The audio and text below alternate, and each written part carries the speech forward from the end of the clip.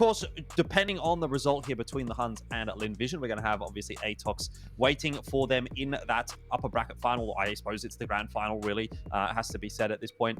Winner of that next game then qualifies through to IEM Dallas, which will be fantastic for, look, any of these three teams, to be fair. But I think in particular, I'm looking at the likes of the Huns and Atox as being the two that would reap the greatest of benefits from that.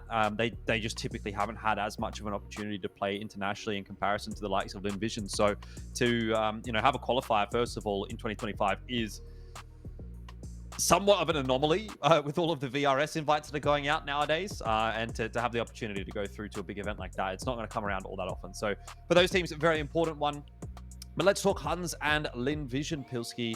Obviously, quite some substantial changes for these two teams coming through from 2024 into 2025. And both of them, I have some positive things to say about. I think going into the early stages of 2025, I'm quite interested to see how both do develop into this year. So this will be just another step on that journey. Yeah, for sure. We'll see how the veto does break down. These teams have already played each other once so far in this tournament, so you might see some veto shenanigans, but that series was very, very close. And as I look at this veto, it is identical to what we got last time around.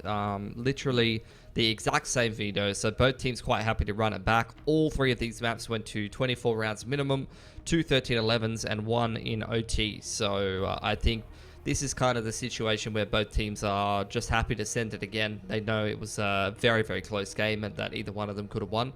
So they're just happy to run it back here. Yeah, most definitely. I think that's reasonable when you have a match that's that close. I'm going to be looking at this, though, and thinking, if I'm Lin Vision here, I think they will have definitely expected a little bit more out of themselves yesterday.